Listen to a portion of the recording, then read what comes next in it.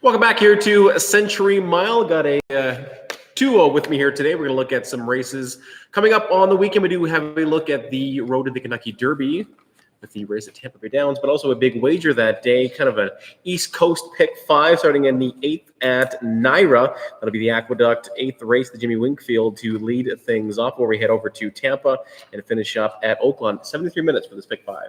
Yeah, cross-country pick 5. Take your swing at it. Starts the Jimmy Winkfield. It actually paid really well last week. It wasn't super tough other than the Peter Miller bomber you had to have at Oaklawn, but it paid well. And you only got to get one, maybe two favorite speeds. So we'll have a look at that sequence. Of course, Rob MacLennan joining me, as well as 5-time Tinder Gold purchaser Josh Murphy. One of these days, buddy, we're going to get you off that program. So. Got to keep trying. You got to keep swinging. It's like a career maiden. You don't stop till you finally break through. Race 8 at Aqueduct, like Rob mentioned, is the Jimmy Winkfield. We're going to construct a pick 5 ticket here. Let's start in this one. Kind of top picks for you guys. I went to the 2 secret rules. I know you guys had some different thoughts. I like the 4, Old Chestnut at a price. Cassie goes. This is one that I had no interest in. So tell me why you want this one. Dirt. Goes to the dirt for the first time, cuts back to a sprint, has passed horses down the lane in the Atlantic Beach. Out of a mare that was a graded stakes winner on the dirt. By Spites down sprinting. Carmouche jumps aboard, has good works on the dirt, 58-3 on the training track at Woodbine. I think this horse has got a shot here at a big price, and none of these are that special. How many did he pass last time out from the Central Park? Oh, you know what? It was a mile and 16th. He didn't want to go that far in the back of the trailer. Let's cut him back and let's go. All right. We're going to put him in because Rob, like we mentioned off the top when we started the series, to find some crazy thing that'll win. This could be the one. I'll ride with Rob on this one, but not my favorite angle for him. Hasn't won outside the company combine or the confines of Woodbine. 2 secret rules for me with the speed. I think it'd be tough to catch. And Josh is going to the 3 Montauk Traffic. I thought he draw a line through the Laurel race, galloped out well, and clearly people like some about it. Was 6-1 last time at Aqueduct. Thought sat off impressively, won by over 4 lengths. I just think we saw Linda Rice win a prep last week for the Derby with kind of a similar horse shipping in to the New York circuit. I think this horse checks a few boxes, and I think might get a little better. What about the 6 Quixotic, a horse that none of us really care for?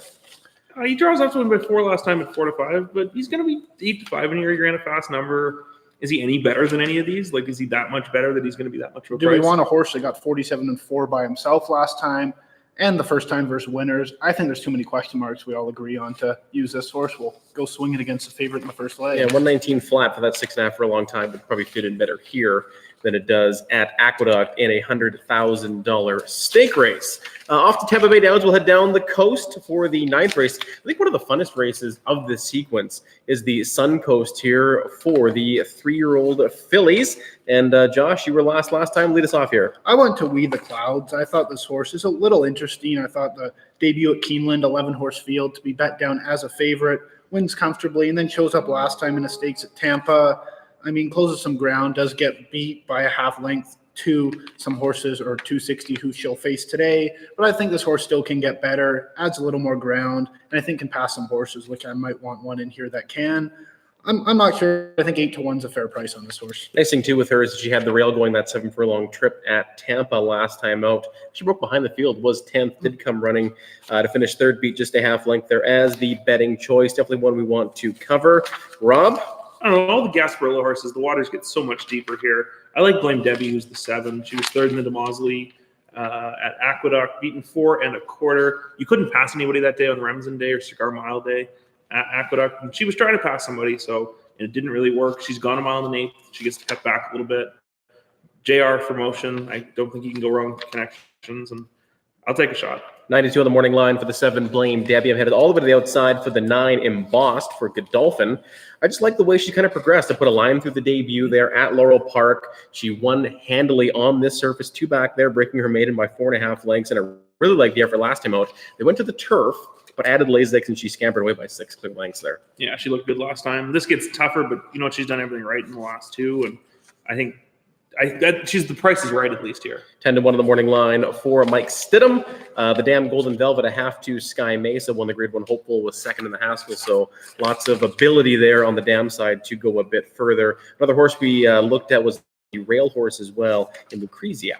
Yeah, I thought we were going to throw Lucrezia in. She wins the prep last time in December, sits out the Gasparilla, whether that was by choice or just because she had a setback. But the works kept kind of plugging along there. She got a good trip, and she's going to sit in behind the speed here, and I think that'll be okay. And she's got some pedigree to go longer into mischief out of a Rahi mare. I don't mind her.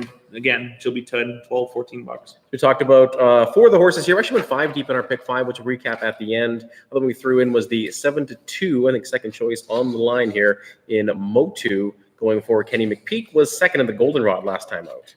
Yeah, Finite came back to win at Fairgrounds, not by much, but she came back to win, and just throw her in here. I guess we're just against Comical is kind of the thought. That was the next kind of stop here in Comical. Josh, we take a run through her. Yeah, I mean, was impressive to start her career and kind of thrown a few clunkers and then ran very well in the Chandelier, kind of surprisingly to Bast. And then the Juvenile Fillies, I mean, was no part of that race. You can't fault her a ton for that. But a horse that's been pretty inconsistent, I'd say, hasn't won since July, off a layoff here. I think there's too many question marks for another short price. And a trainer change here, that's interesting, as Musin does get this one from O'Neill, but I think I'll pass and kind of watch her today. Gal who needs to be on the lead in her 2 worst races wherein she's been nowhere near the lead. I think she'll find some company up there with 260 to her inside and this important outside. Shouldn't leave her be too easily there. So we're going to go against the favorite. Again, we're trying to beat lots of horses here today in this pick 5 sequence. Race 10 is the Tampa Bay, and it is single time. Rob, we took the 1, March to the Arch. Yeah, this is a horse that won the Sunshine Millions turf last time. He's always close in some of the graded stakes at Saratoga and Churchill. Throughout all the off-turf races, like the softs and the yieldings, he's way better when it's firm. It's supposed to be firm at Tampa. He's going to get some pace to run at. He's a decent price, and I like him way more than Caribou Club.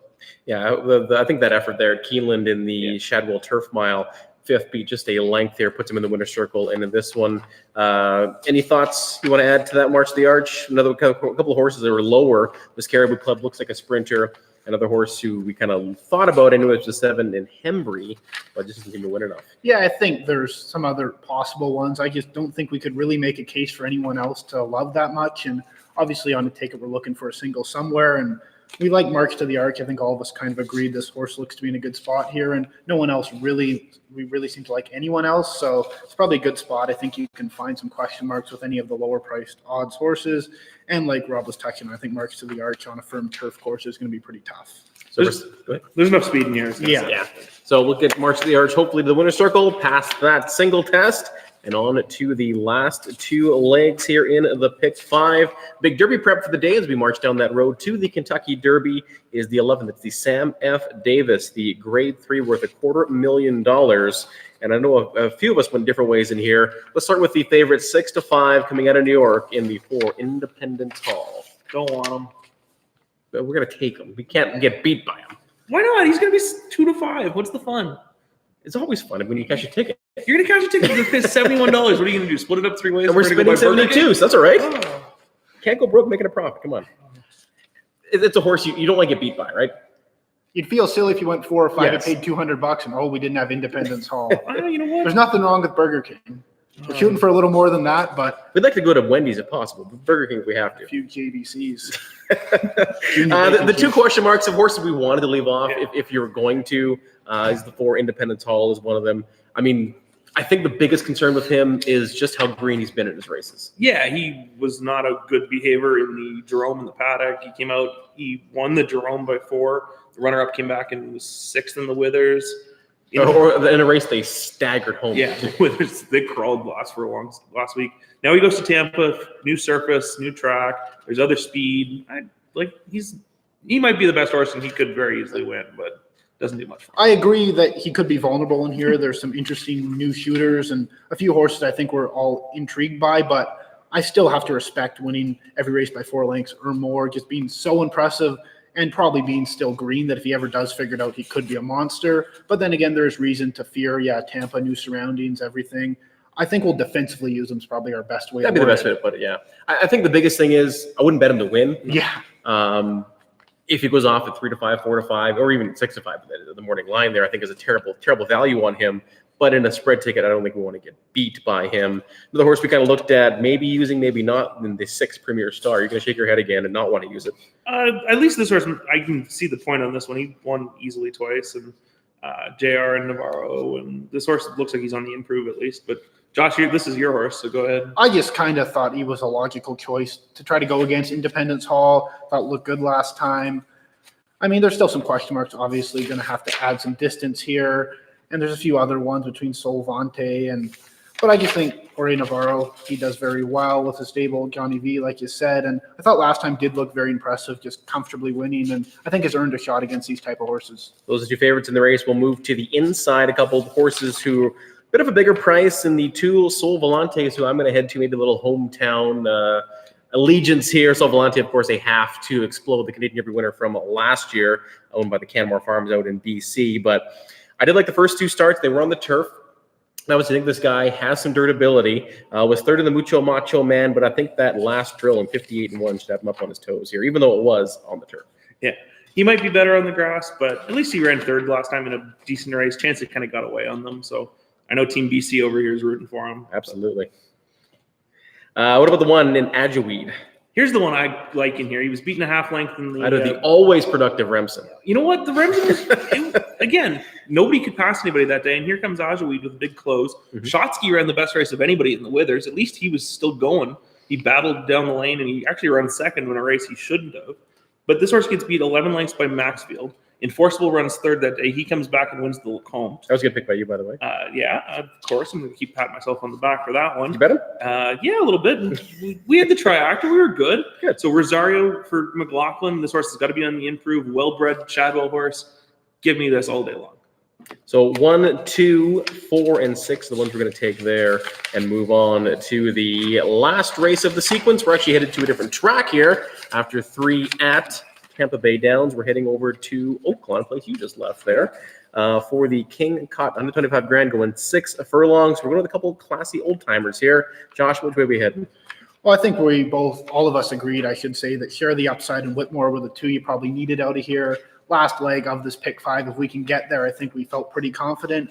I think the debate is how this race unfolds. Share the Upside's got some speed, got the rail, although Whitmore's returning back to the track he loves. His Oaklawn record's impressive. And I was kind of thinking, has he kind of been through too much? Just has he tailed off a little with age? But you look, Maximum Security, Matoli, Catalina Cruiser, Matoli. The toughest older horse. Yes, exactly. I looked at it and thought, wow, he's faced the best of the best. But I think between Share the Upside and him, I think we're covered pretty well. 1 closer, 1 speed in a race that might not have a lot of speed. Yeah, I mentioned Whitmore, the record at Oaklawn, 11 starts, 7 wins, 3 seconds in the third. So he obviously loves the running there in Hot Springs and does love to run off the bench as well. Started his year in March last year in a similar race, the Hot Springs running 50,000. Pretty handily winner there. They're going off by a length and a half. And he beat Share the Upside that day, and the two of them are the ones that are the main contenders here. This is such a nice old horse. I used to hate this thing. Like, he was such, I hated him. He beat me so many times, and now I've kind of come around on him because he's kind of this classy old kind of gelding now. He likes to come from the back. He doesn't want to go in the gate. He kicks and throws a wreck and then finally goes in. And if they go fast enough, he'll be running them down. Talamo for the first time, off to a decent start at Hot Springs. And then Share the Upside might just get away. Atchison probably has this thing ready first off the bench, like he did last year in Hot Springs. So yeah, it's similar horses that like to run fresh. Yeah. We talked about Whitmore there, that big run in the Phoenix as well at Keeneland off that layoff from June to October. This horse made $2.8 million, so hard to knock him too much. It's worth it when they kick at you if they're going to be at least lots of time in the winner's circle. But Share the Upside, we've got a stalker, we've got a speed horse. I think we got the pick 5 covered there in the last leg. So we're going to spend $72. We're going to go 2, 3, 4 in that first leg at Aqueduct. That's the Jimmy Winkfield. That's Secret Rules, Montauk Traffic, and Rob's Crazy Long Shot before Old Chestnut. Moving on to Tampa Bay Downs, Sunkill. It's probably the toughest race of the day, and probably a race you can find some odds in anyways if you're looking to score there. We're going to go 5 deep in 1, 2, 4, 7, and 9. Lucrezia, Josh's We the Clouds, Motu. You do want to cover as well. The 7 Blame Debbie and the 9 Embossed. Whole ticket resides on the 1. March to the Arch. We're going to single the Live Oak Plantation runner with Tyler Gaffalione. Go to mile 16th on the turf. And then, like we mentioned, the race at Hot Springs, they're 1 and 4, heading to Whitmore. Whitmore, anyways, is one of the ones and from the inside. I took it through my program over here, Share the Upside, hoping to find the winner's circle with Whitmore and Share the Upside to cap things off. So again, that pick 5, 2, 3, 4, 1, 2, 4, 7, 9 with the 1, 1, 2, 4, 6. Lots of ones here. 1 and 4, $72. That 73-minute Pick 5 happening on Saturday, February 8th, kicking off at Aqueduct, as we do have the one Derby prep this week. That is the fourth leg of the sequence, third race from Tampa in the Sam F. Davis. Good luck and enjoy as we head down the road to the Kentucky Derby.